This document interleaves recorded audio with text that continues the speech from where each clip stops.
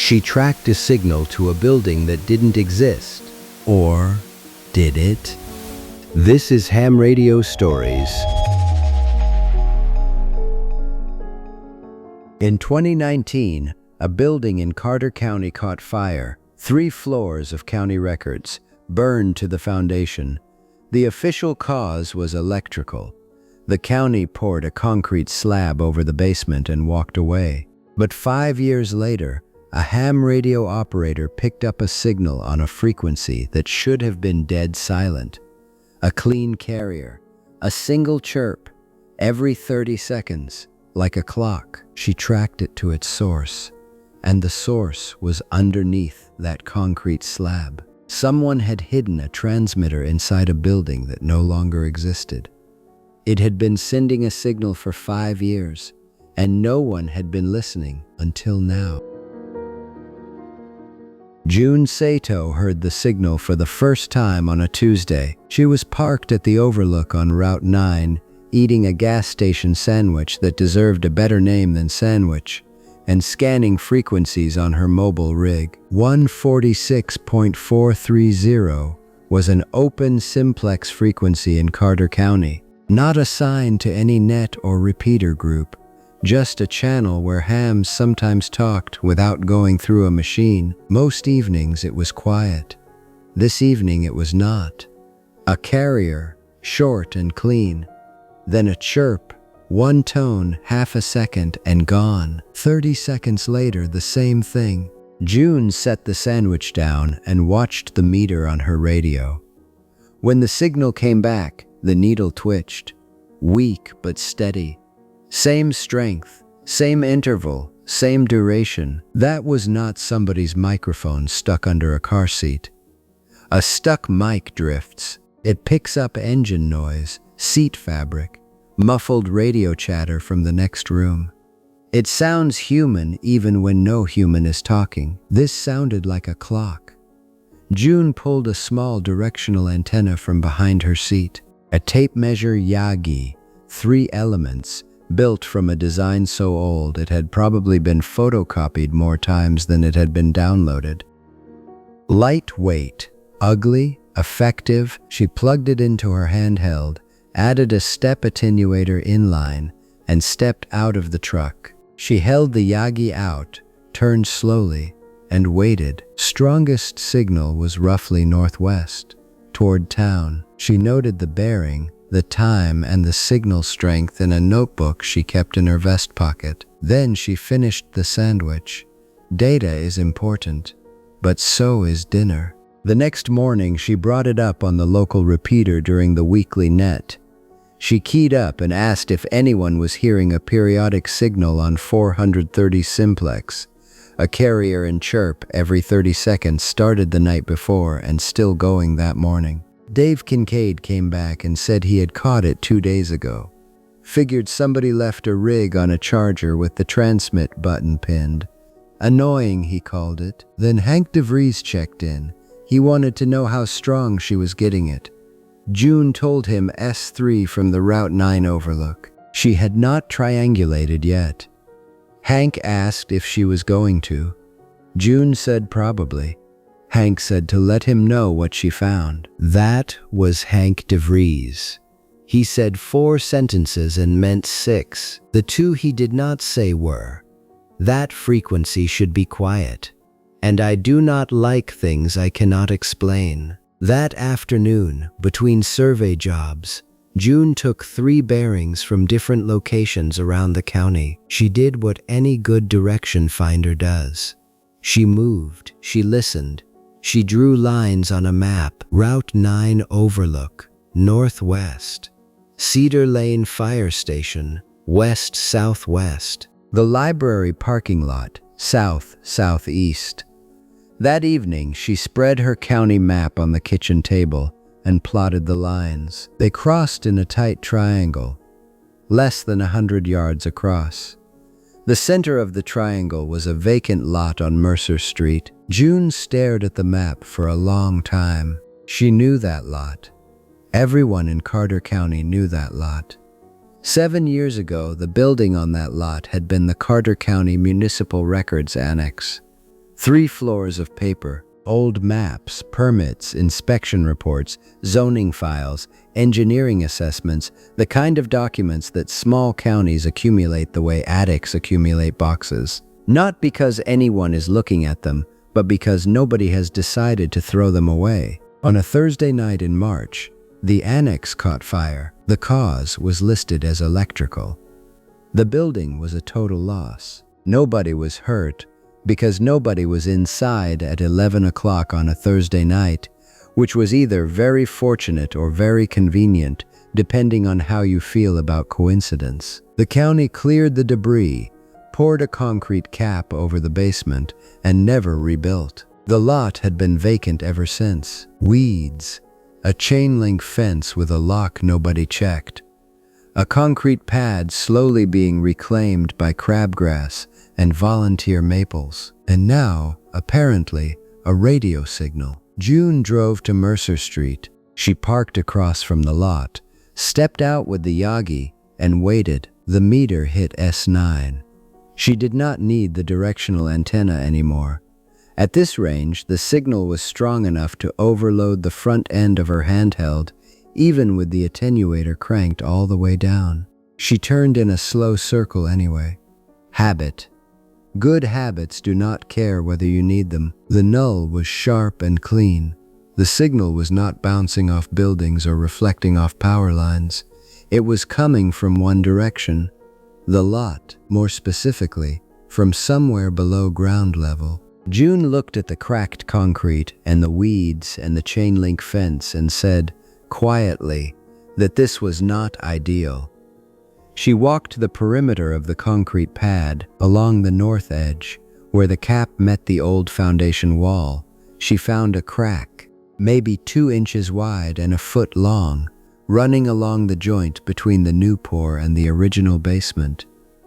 Growing out of the crack was a wire, not a weed, not a root. A wire. It ran along the base of the wall, through the weeds, and up the side of a wooden utility pole at the back corner of the lot. It was zip-tied at 2 points and ended about 12 feet up in a simple vertical antenna. Stiff copper wire, 3 radials fanning out like a small upside-down spider. The kind of antenna someone builds when they need something cheap, reliable, and invisible from the street. June took a photograph. Then she called Hank.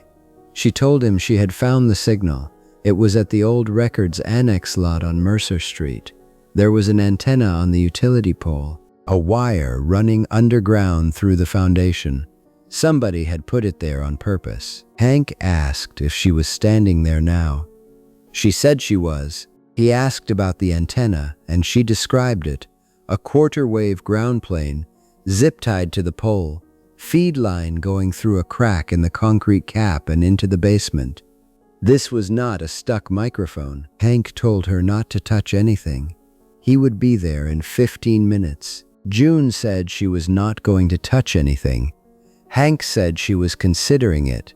June said she was considering it faster than he thought. Hank arrived in 14 minutes, which for a man who drove like he was preserving the vehicle for future generations was practically reckless. He brought Marcy Wheeler because Marcy had a way of keeping situations organized before they knew they needed organizing. The 3 of them stood at the edge of the concrete pad and listened. Hank asked if it was every 30 seconds. June said like clockwork. Had not missed once since she started listening. Marcy asked how long it had been going. June said Dave Kincaid noticed it 3 days ago, but it could have been running longer. Nobody monitors 430 simplex regularly. Hank asked what was powering it. June said that was exactly what she wanted to know. Hank crouched beside the crack in the foundation and aimed his flashlight through the gap. The beam caught dust, darkness, and 8 inches down, the dull surface of a plastic case. Hank said there was something down there. Marcy asked if he could reach it. He said no. The gap was too narrow, and he was not sure they should. Marcy asked why. Hank said because somebody went to a lot of trouble to put it there. They called the sheriff. Not because a radio signal is a crime, but because a transmitter deliberately hidden inside the sealed basement of a building that burned down 7 years ago is at minimum a question that deserves someone with a badge and a notebook. The county sent a crew the next morning. They cut a section of the concrete cap along the north wall and lifted it with a small excavator. June, Hank, and Marcy stood behind the tape. The deputy stood closer. The crew stood closest, which is always the arrangement when nobody is sure what they are about to find. Under the cap, tucked into the narrow gap between the old basement wall and the rubble fill, was a waterproof case, the kind you buy at a camera store, hard plastic, foam-lined, latched. It was bolted to the foundation wall with masonry anchors. Inside the case was the transmitter, a small circuit board, a crystal oscillator set to 146.430, a simple timer circuit, a tone generator, a low-power amplifier, and a lithium battery pack connected to a thin cable that ran upward through a second crack in the foundation to a small solar panel hidden under a piece of old roofing debris on the surface. It was not sophisticated. It was not elegant. It was built by someone who understood radio well enough to keep it simple and patient enough to keep it running for years. Beside the transmitter, sealed in a second waterproof bag, was a USB drive and a note. The note was written in neat block letters on a single sheet of paper. It said, "This drive contains scanned copies of Carter County inspection records, structural assessments, and internal correspondence from 2015 through 2019. These records were scheduled for destruction. The fire was not an accident. I could not save the building. I saved what mattered. If you are hearing this signal, then someone is listening. That is more than the county ever did. My name is Gloria Marsh." Deputy Ellen Marsh lowered her notebook. She did not write anything for several seconds. Gloria Marsh was her mother. Gloria Marsh had worked as a filing clerk in the Carter County Records Annex for 23 years. She started in 1996, when files were still paper and the building still had window units instead of central air. She stayed because she believed, in the way that quiet people sometimes believe things so deeply they never think to say them out loud, that records mattered. Records were proof.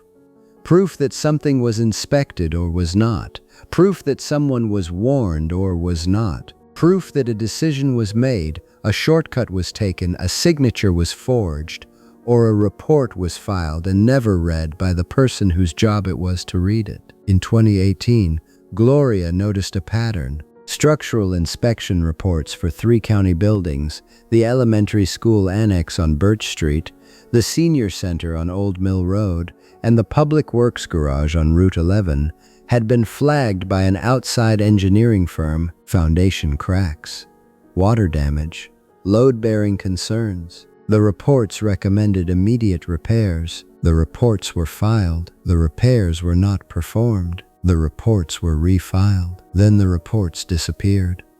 Gloria knew this because she was the one asked to pull them from the system. She refused. Not loudly. Gloria did not do things loudly. She simply did not pull them. A week later, someone else did. Gloria responded the way a woman who had spent 23 years understanding the value of a filed document would respond. She made copies. She scanned every page on the office machine after hours, saved them to a USB drive, and took the drive home. Then she started building a transmitter. Gloria Marsh was not a licensed ham. She did not have a call sign. She had never owned a radio or attended a club meeting. But her late husband, Paul Marsh, had been a ham. His call sign was K2PMR, and he had died in 2012. From the kind of illness that gives you just enough time to label your tools and organize your workbench before it takes everything else. In Paul's shop, Gloria found his old radio books, his notes on building simple transmitters for fox hunts, the direction-finding exercises that amateur radio clubs run as training and competition, and a small notebook labeled Fox Hunt Transmitter, Build Instructions, written in Paul's careful hand, with wiring diagrams and a note on the first page that said, "If you can follow a recipe, you can build a transmitter." Same thing, different ingredients. Gloria followed the recipe. It took her 3 months. She bought the parts with cash from an electronics supplier 2 counties away. She tested the transmitter in her garage until it chirped on schedule and held its frequency without drifting. She installed it on a Sunday morning in April 2019, 5 weeks after the fire, when the lot was fenced but empty and nobody was watching, because nobody watches a vacant lot on a Sunday morning. She sealed the cases. She ran the wire. She mounted the antenna where it would look like debris. Then she went home and waited for someone to hear it. No one did. Not that year. Not the next. The signal transmitted every 30 seconds, day and night, through summer heat and winter ice, and nobody noticed, because 146.430 was a frequency people used but did not monitor. The difference matters. Using a frequency means you talk on it when you need it and ignore it when you do not. Monitoring means you listen even when nothing is happening. Gloria had bet everything on the hope that someone in Carter County was paying attention. For 4 years, no one was. In 2021, Gloria had a stroke. It was severe. It took her speech, most of her mobility, and the ability to tell anyone what she had done or why. She moved to an assisted living facility in the next county. Her daughter Ellen, who had joined the sheriff's department 2 years earlier, packed up the house. She found Paul's old radio gear in the garage. She did not find any notes about a transmitter hidden under a concrete slab on Mercer Street. Gloria had burned those. The only copy of the plan was the plan itself, bolted to a foundation wall, chirping into the dark every 30 seconds, waiting for the one thing Gloria could no longer do herself: ask someone to listen. The USB drive contained 412 scanned pages, inspection reports, internal memos, emails printed from county accounts, handwritten notes from a maintenance supervisor who had been told in writing that 3 buildings needed immediate structural work. The supervisor had forwarded the reports to the county administrator's office. The administrator's office had forwarded them to a filing cabinet. The filing cabinet had forwarded them to Gloria Marsh. Gloria had forwarded them to the future. The investigation took 5 months. The elementary school annex on Birch Street was closed for emergency repairs. Inspectors found the foundation cracks described in Gloria's documents, plus 2 more that had developed in the years since. The senior center on Old Mill Road was evacuated for a week. Structural assessment confirmed water damage to walls that should have been fixed in 2018. The public works garage on Route 11 was condemned. The roof system had been failing for years, held together by habit and the dangerous optimism of people who walk under questionable structures every day because nothing has fallen yet. 2 county officials were charged with misconduct and destruction of public records. A 3rd resigned. The fire at the records annex was reinvestigated. The original finding of electrical cause was not overturned, but the state fire marshal noted, in language so careful it almost made itself invisible, that the electrical panel identified as the origin point had been serviced 3 weeks before the fire by a contractor who could not be located for interview. Nobody wrote arson in the official report, but the word was in the room. Deputy Ellen Marsh visited her mother on a Saturday afternoon. She brought flowers, because that is what you bring when you do not know what else to bring. Gloria was in a wheelchair by the window. She could not speak. She could move her left hand. She could recognize her daughter's face. Ellen sat beside her and told her what they had found.